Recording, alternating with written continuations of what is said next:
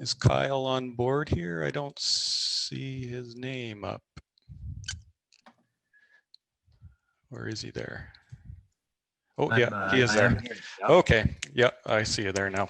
So our last speaker in this session is Kyle Knopff, and Kyle, you can go ahead and share your screen at any time.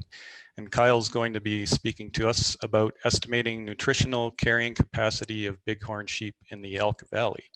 And I have personally studied the fitness of cutthroat trout up in the Elk Valley with my fly rod on my days off, and I admit it's one of my favorite places to disappear for a few days.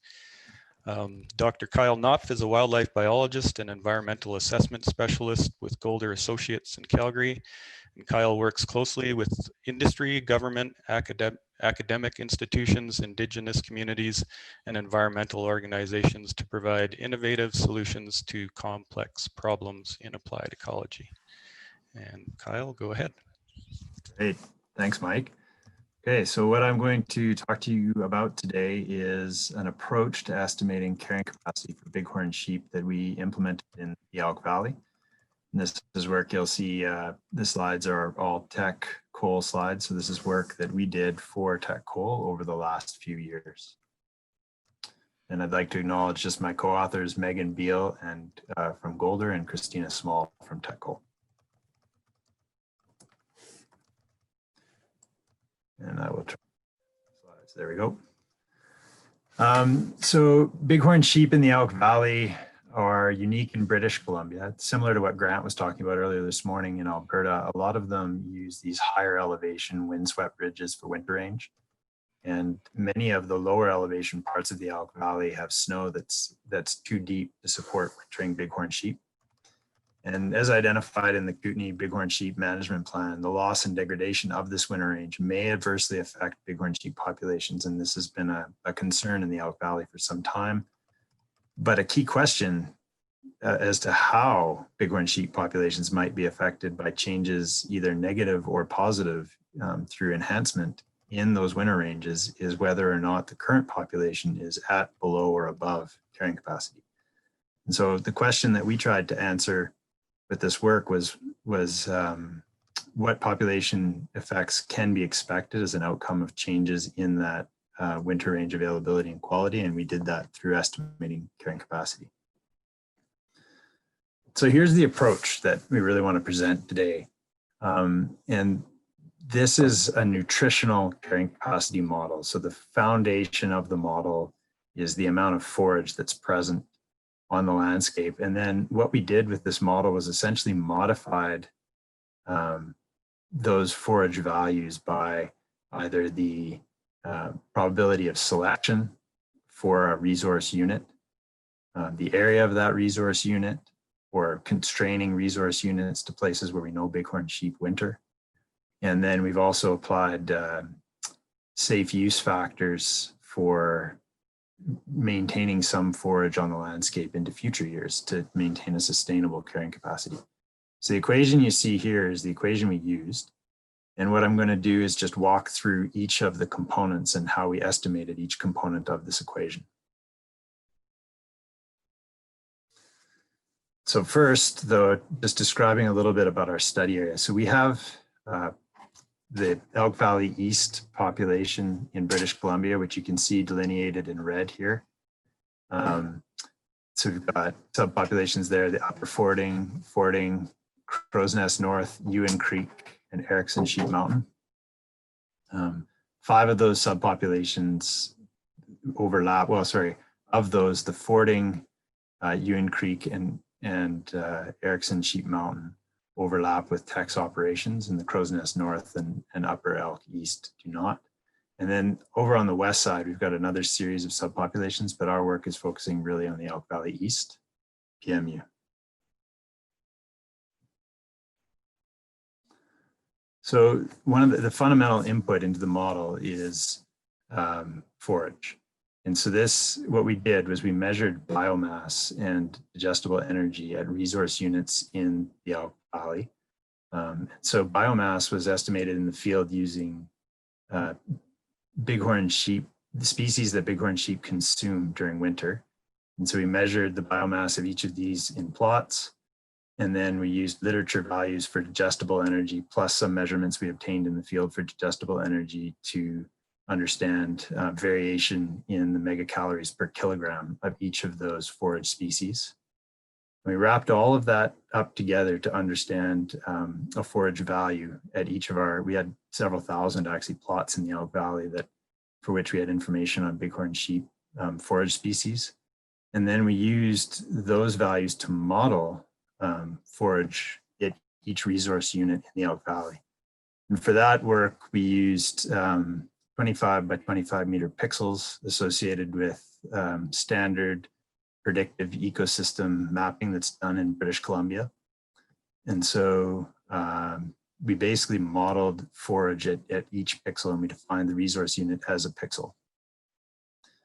We developed a priori candidate set of models using the covariates. We had 38 spatial covariates that we used to predict forage, and we developed a priori models using sets of these covariates and then tested those. And we selected the top model based not on AIC or something like that, but we instead used cross-validation for all models to assess predictive performance, and then selected the best predictive model. And that's because in this case, really what we're looking for is to have the best possible predictive output for forage at each resource unit. And here's the top model for defining this parameter in our overall carrying capacity model. And on the right-hand side of your screen, what you can see is an output of those forage values in megacalories predicted across each resource unit in the Elk Valley.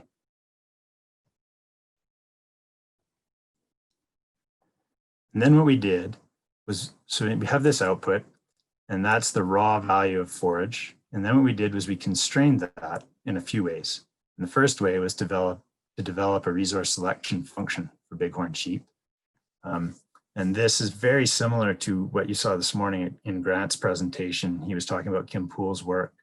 And we used those same GPS telemetry data, but we updated the underlying vegetation layers to match the predictive ecosystem mapping layers that British Columbia has, so that we could tie it to the same resource units that we developed our forage model for. And so the RSF was built using data available from 2009 to 2011, the same data that we used to build the model that Grant referred to of Kim Poole earlier this morning. And we updated or backcast the predictive ecosystem mapping data to that time, so that the telemetry data would match the landscape data. We drew randomly selected locations for our available locations, and then we used bighorn sheep locations for our used locations, and we did all of this within 100% minimum convex polygons for each sheep during winter. So the model data set included 41 different individual bighorn sheep, and we developed population level models which included random intercepts for individual sheep. And here's an output of that, of the top model for the resource selection function. Again, very similar to what you saw this morning. This coincides really nicely with the model that Kim and Rob Soroya built. And you'll see here that you've got high elevation grasslands showing up as the most selected habitats in blue for bighorn sheep.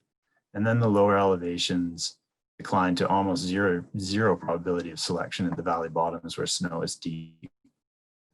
We did find that bighorn sheep selected native grasslands very strongly. They also select reclaimed areas on mine sites.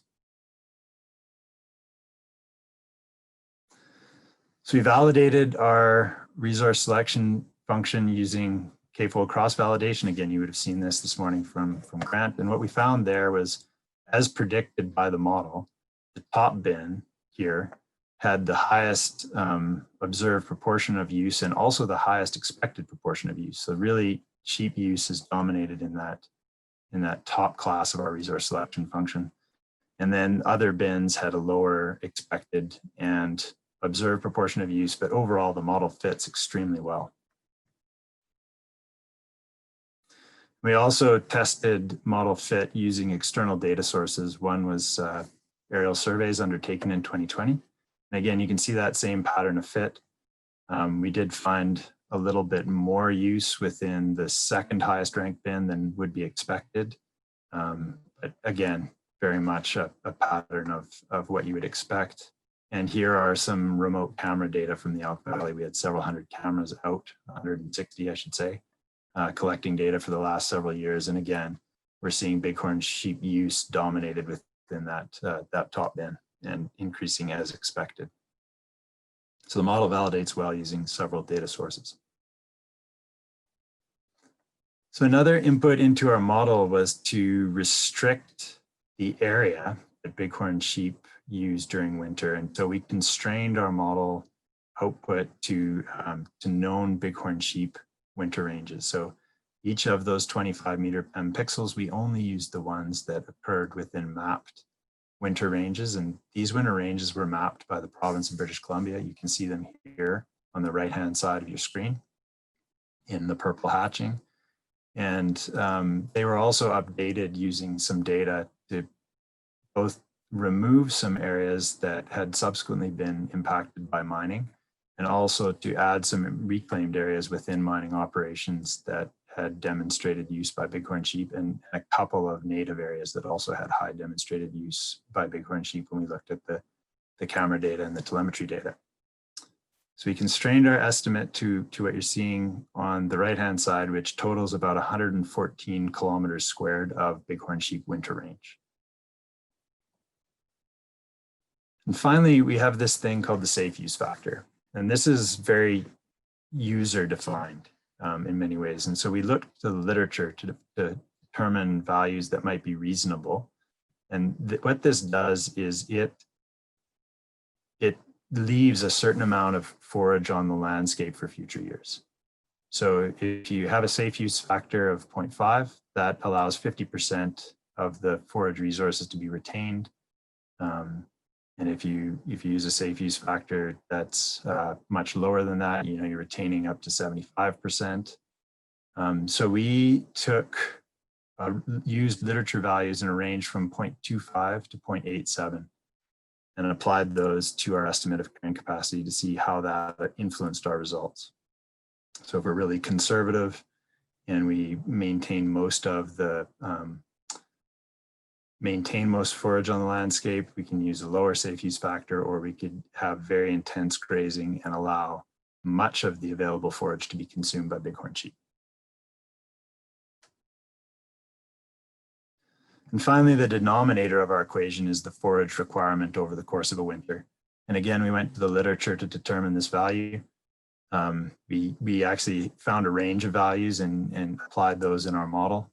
So we've got everything from maintenance condition for bighorn sheep, which basically is that minimum that we think is reasonable for sheep to get through the winter at 358 megacalories, all the way up to condition where we expect the sheep to come out of winter in pretty good condition, or conversely, if sheep are going into winter in poorer condition, they would require that better forage availability. So again, we estimated carrying capacity using a range of values for the denominator for the forage requirement.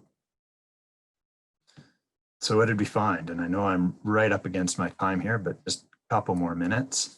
The results of our model showed that carrying capacity in the Elk Valley using kind of a middle of the road safe use factor of 0.5, and also using the middle forage requirements gives about 994 sheep over the area that we estimated.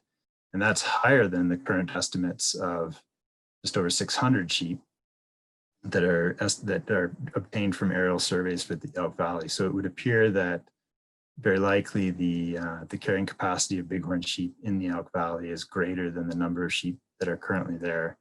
And that has some important implications for management and the value of enhancements at this time, and how further degradation might influence that population. So we found some pretty interesting results there. But it's also, our estimates have a range. And so if you apply more restrictive safe use factors, then you can obviously drive the estimated population or the carrying capacity down. And it goes as low as about 460 sheep with the lowest possible safe use factors. And then if you use most of the forage is consumed, if you assume most of the forage can be consumed by sheep during winter, then you can have populations that might be carrying capacity that might increase to as much as 1,800 sheep. But we did, I want to point out also that we did apply several conservative assumptions throughout the development of this model. And so when we updated winter ranges, we did so only for those areas where we had a lot of data to demonstrate bighorn sheep use. And so it's dependent on where data were collected. There are some new data even from last year that suggests that there may be some areas of our winter range that may need to be expanded to accommodate some additional reclaimed place areas within the Elk Valley. But there also could be some parts of the native winter range that have been mapped by the province that we could reduce the size of that. And our model is very flexible and capable of accommodating those changes. We did not include shrubs, coniferous trees, lichens, and mosses in winter diets for bighorn sheep, although these are sometimes consumed by sheep. And we constrained the elevation at which forage is available to, sorry, the forage values at elevations above 2,500 meters to the lowest modeled value. So that probably exceeds the modeled value in some of those areas, but we didn't sample very heavily in those areas, so we constrained it. And then in disturbance, we set the value to 0, even though in some cases there are invasive species like clovers and other plants in those places that bighorn sheep will consume. So some quick acknowledgements. We had a lot of help in implementing this project and a lot of input from other experts, and you'll see their names here on the screen. So a big thank you to them, and happy to take some questions if there are any.